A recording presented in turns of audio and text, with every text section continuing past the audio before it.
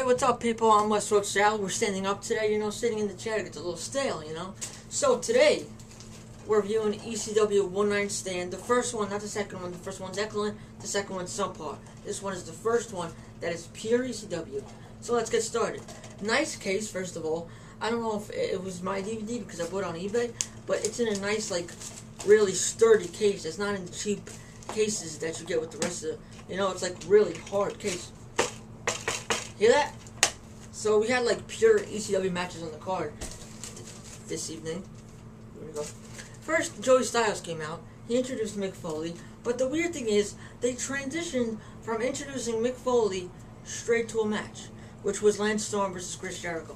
Now, I didn't get that. It was probably for the DVD to do 3 hours only, because every WWE DVD is 3 hours. It was just weird that they did that. They couldn't fit it in, but they could have transitioned much better than they did. They just went from one thing to the next without any warning, no nothing. We have Lance Storm versus Chris Jericho. Now this was a good match.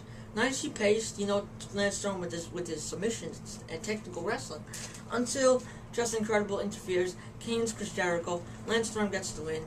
And yeah, I know they were doing ECW gimmicks and everything, but if you're gonna go all the way out and do an ECW reunion, do the matches fair and square. Don't do a shorthand match. That's Chico barking for I don't know what reason. The next match was Tajiri versus Super Crazy, but before that, they showed the WWE invaders the seats, and they were saying, "Oh, they should be here any second now."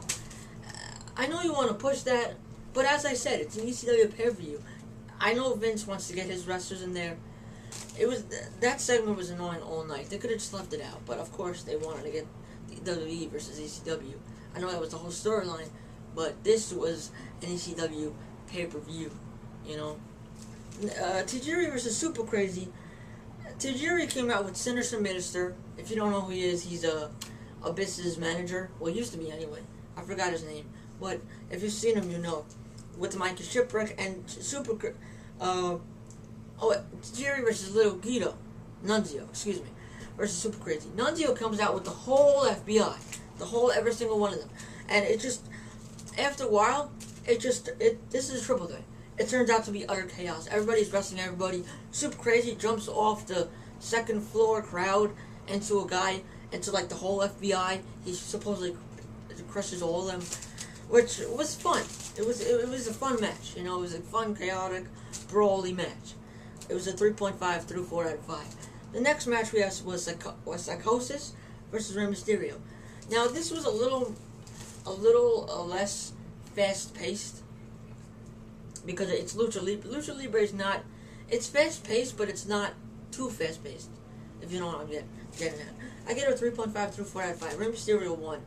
It was okay. It was stiff to make up for not the fast-paced, And then the WWE invaders show up, which is they drag the segments out. They drag them out.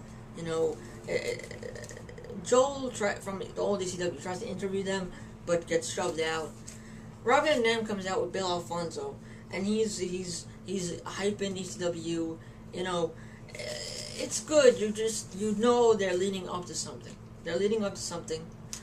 He comes in with a cast on his knee. Rhino comes in.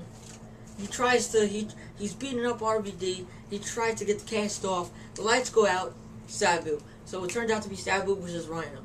Now this match was, I want to compare it to Brian Kendrick versus Roderick Strong. Sabu's the loose one.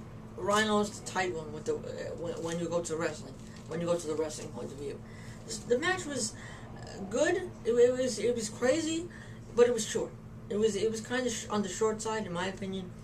So I give it a 3.5 through 4 out of 5. Sabu ends up winning. Tables are gonna come into play. The chairs are gonna come into play. Rhino actually gores the ref, so it turns out to be a fun match. Al Snow with the head promo. He's saying that we should go to old ECW segments. So they revise everything that happened in ECW. And then the Raw invaders show up. The first time was SmackDown invaders. Kind of stupid. And we have Chris Benoit versus Eddie Guerrero. This match was something else. I mean, two guys who both passed away in the match together. It was crazy when you watch it. You're brought to a whole other world. 3.5 out of 5. Eddie Guerrero taps to the crossface. Chris Benoit. Eddie Guerrero misses his leapfrog, and right off the bat, Chris Benoit hits his headbutt driver, which was nice. You know, they played back and forth. It wasn't bad. It wasn't sloppy by any means.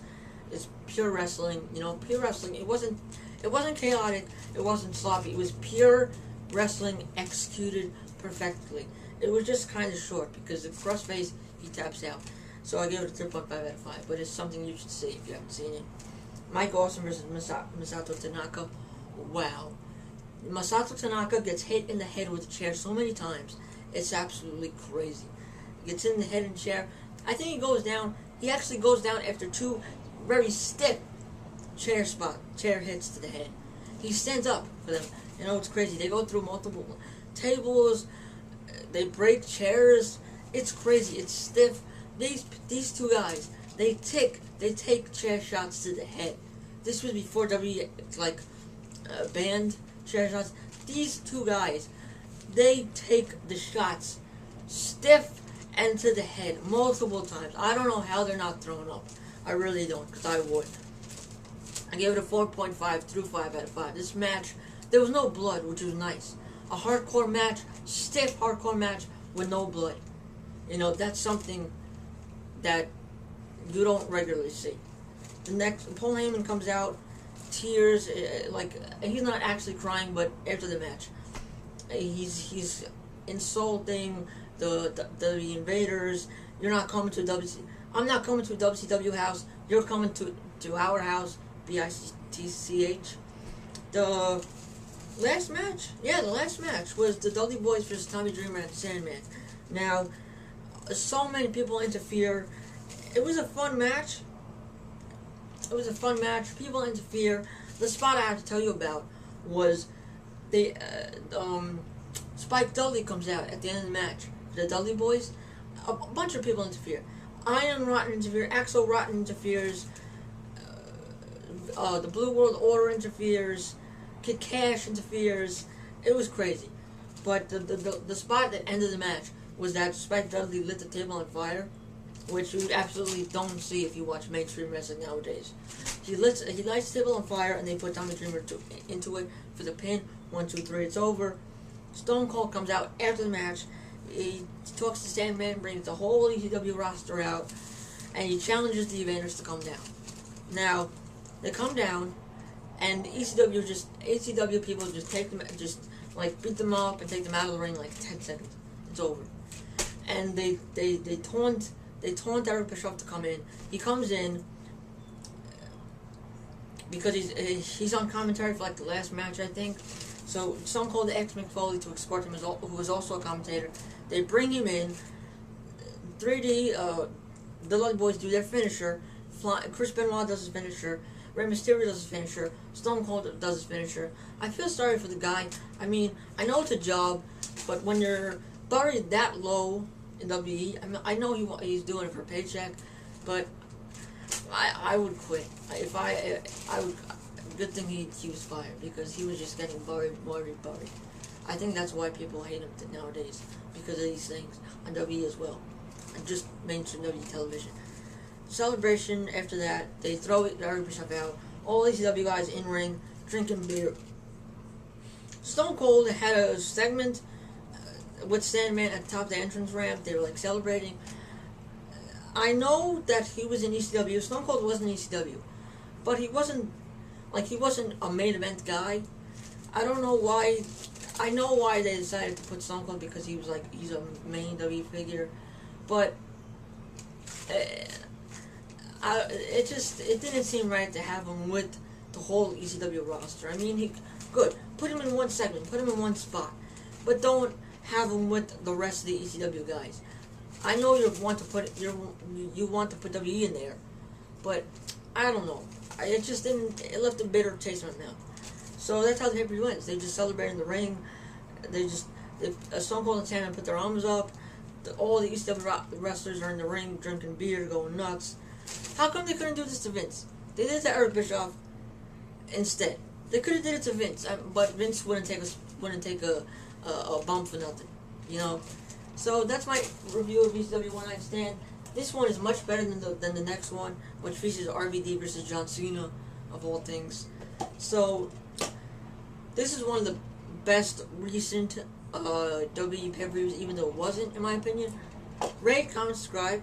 Thanks for watching, and see you later. Peace.